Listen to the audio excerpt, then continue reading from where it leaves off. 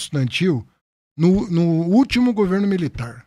Eu fui pra rua para aguentar a cavalaria em cima da gente, que estava defendendo direta já, que estava defendendo a Assembleia Constituinte. Eu fui presidente do Centro Acadêmico 11 de agosto da Faculdade de Direito. Eu me envolvi na política para defender a liberdade e a democracia. Né? Então, quem é democrata para valer, gosta de fair play. O melhor argumento leva. E tá tudo bem. Agora, para ter o melhor argumento, tem que ser alguns pressupostos, pô. É importante que ele seja melhor argumento, né? Não vai só ser um argumento mentiroso e... E para isso, você precisa falar toda a verdade. Você precisa falar... Não adianta você ficar escamoteando. Fala tudo. Quando eu falo isso, todos os governadores e todos os partidos, o que inclui os governadores do PT e o PT no Congresso Nacional. O PL do Bolsonaro também. O Republicanos do Tarcísio também. Todo mundo votou nesse negócio. Então, a responsabilidade é de todo mundo. Posso te fazer uma pergunta? Agora, se alguém tem alguma informação contrária aqui, paga um pix aqui e manda pau. Tem uns pix aqui que a gente vai ouvir já, mas lá embaixo, quando tu chegou, eu falei, pô, um dia eu queria conversar com o Fernando Haddad. Eu só converso com candidato, com ministro, com não sei o quê. Mas eu vou fazer uma pergunta pro Fernando Haddad agora, que é a seguinte. Cara, você acredita que o jeito que se dá o setor produtivo, os empresários do Brasil, eles funcionam da melhor maneira possível? Eu tô falando aqui, será que no caso, o meu ponto todo nesse lance da Shopee, dos aplicativos da China aí, eu não tô me dando dinheiro, eu não ligo, sabe? Eu tô pensando nele, que quer comprar um trocinho besta. Pra ele comprar o trocinho besta, ele não queria comprar da AliExpress. Ele queria sair aqui e comprar aqui no cara aqui do lado. Pô. Só que o cara aqui do lado é obrigado a cobrar caro. Porque é caro estar no Brasil. Porque se eu contrato aquele cara ali, o CLT, eu tenho que pagar 2 vezes o salário dele. Todo mundo sabe disso. Entendeu?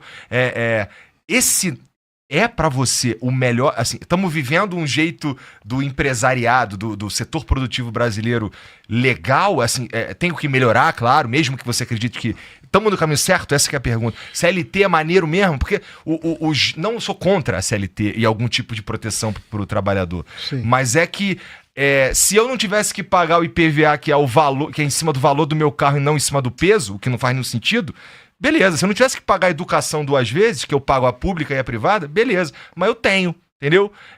Então a gente tá mesmo fazendo da melhor maneira possível. E aqui eu tô falando de grana, do cara que tá tentando produzir. Eu acho assim, vou voltar um pouquinho para trás, que é o seguinte. Primeiro, o nosso sistema tributário vai mudar radicalmente a partir do ano que vem. É uma transição que vai até 2032, porque os governadores pediram para começar um pouquinho depois.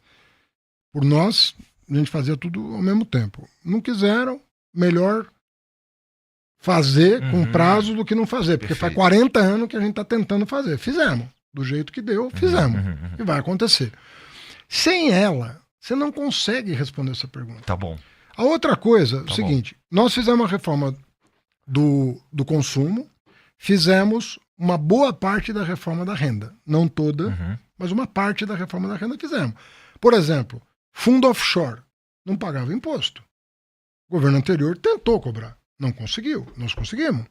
Fundo familiar, fechado, não pagava imposto. Cara, não dá. O trabalhador paga, você vai pagar. Conseguimos. E fomos fazendo a coisa.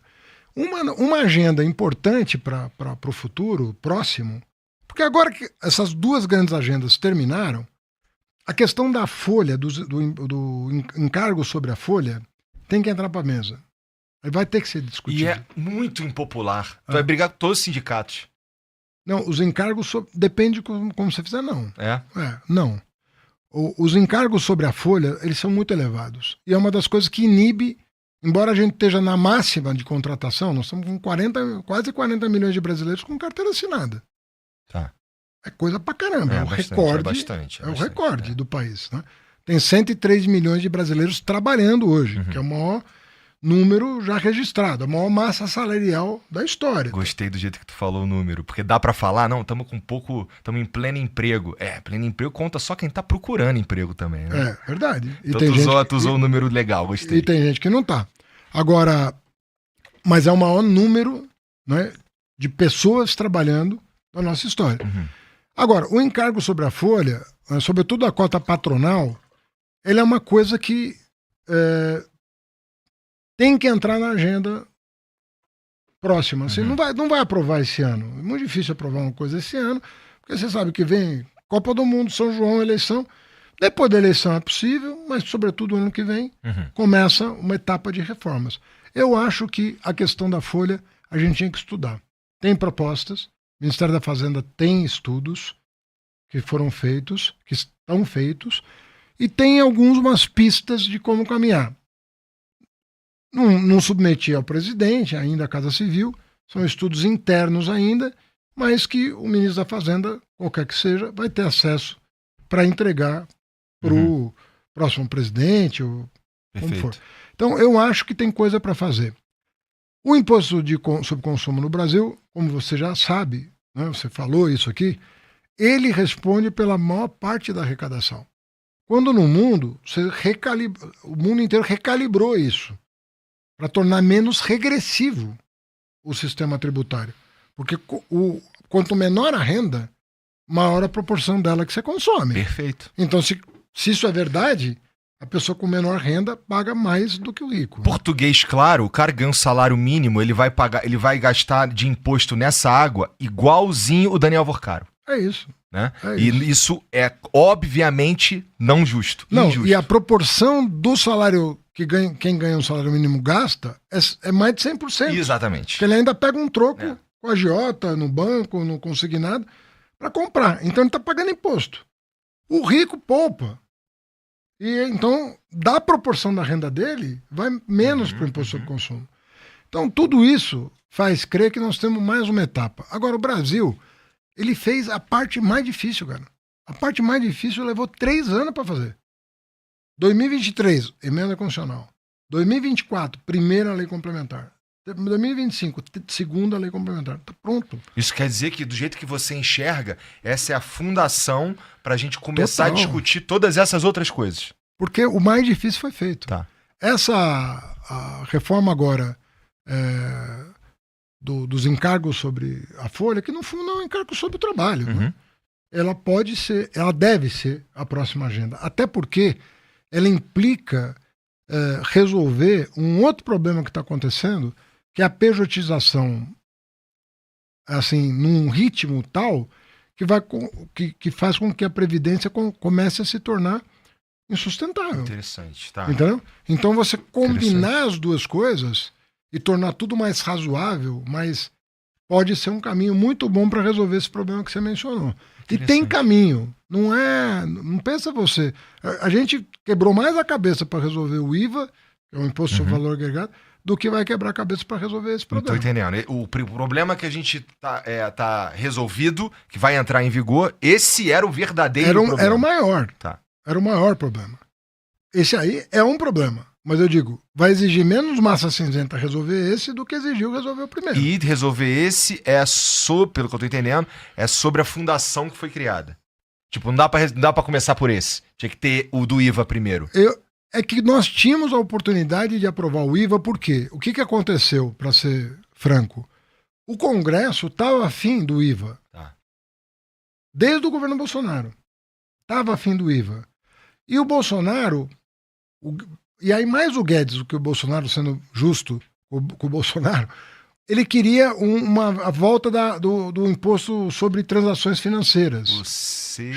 Uma CPMF. Isso, CPMF. Ele não chamava. Só com outro nome, Com outro nome. Mas era um imposto sobre transações financeiras. Que a gente pagava quando tinha cheque. Sobre PIX e o caramba. Era isso. E aí o Congresso ficou com uma agenda e o governo ficou com outra agenda. Até o momento que o Bolsonaro deu uma bronca nessa coisa do imposto sobre transação financeira, acabou caindo o secretário da Receita Federal, da época, que defendia esse negócio, e, para piorar, sentou em cima dessa outra reforma. Então não aconteceu nenhuma, nem outra. Perfeito. Essa caiu por impopularidade e essa caiu por falta de apoio político. Quando nós entramos, o presidente falou para mim, mas como é que você vai botar... Como é que você dá uma declaração dizendo que você vai aprovar a reforma tributária? Nós tentamos várias vezes, o Fernando Henrique tentou, todo mundo tentou, ninguém conseguiu. Eu falei, cara, mas tá maduro agora. Tem um trabalho feito pelo Congresso, a gente precisa empurrar esse negócio. Aí nós chamamos para secretário o maior especialista desse negócio, disponível para assumir uma secretaria extraordinária, até para não sobrecarregar a Receita que estava com outras tarefas, e a coisa vingou. Então, sabe assim, a bola tá quicando? Então não era uma questão nem de escolha. Falei, pô, essa bola eu vou chutar pro gol. A outra, não sei se vem. Se alguém me dá o passe. Entendi. Essa aqui já tá... Perfeito, entendi. E aí você mencionou aí que tem um estudo lá para lidar com questão trabalhista e tudo mais, que quem quer que seja o próximo ministro vai poder ter acesso e vai... E eu acho que é uma agenda muito importante. Qualquer que seja o próximo ministro, vai ter acesso, né? Se vai fazer ou não. Total. Mas a questão aqui é a seguinte, qualquer que seja o próximo ministro, é uma frase interessante, porque você é o ministro de um presidente forte, assim, candidato à reeleição e fortemente é bem possível que ganhe. Existe uma grande possibilidade da reeleição do Lula. Uma reeleição do Lula, será que o Haddad ia ser o ministro, ia continuar sendo ministro? Política é complicado, a gente não sabe. O que a gente sabe, Haddad, no entanto, que tem aparecido na mídia, eu vi ontem numa matéria, acho que na Folha, que talvez tu vire candidato a governador de São Paulo, cara. Que aí te colocaria numa outra figura, aí realmente precisa de um outro cara lá na cadeira que você tá hoje. Como é que tu enxerga essa possibilidade, cara? Olha, deixa eu te falar, eu tive 2 reuniões com o presidente sobre esse assunto. Tá. Foram reuniões longas em que a gente passou em revista uma parceria de 30 anos. Botamos conversa longa. Botamos muita coisa em dia, conversamos sobre muita coisa. Acho que a gente precisava disso, essa conversa longa. Foram 2 reuniões longas. Quando ele me convidou para ir para a Índia e para a Coreia, eu imaginei que fosse uma oportunidade da gente continuar essa conversa. Tá. Não aconteceu. Inclusive foi publicado que aconteceu e não é verdade. Não aconteceu. Se tivesse acontecido, eu falava. Não aconteceu. Nós não conversamos sobre eleições. Nem na Índia, nem na Coreia. Nós conversamos sobre a Índia e sobre a Coreia. Ontem ele me convidou para jantar. Eu falei, nós vamos continuar a conversa. Aí no final da tarde ele fala, traz a Nistela, minha mulher. Eu falei, cara, não então vai rolar, não é sobre isso. Não vai rolar conversa. Vai rolar outras mais agradáveis, inclusive. Tava os 2 casais conversando ali, tava um jantar muito animado e a gente se divertiu bastante e tal.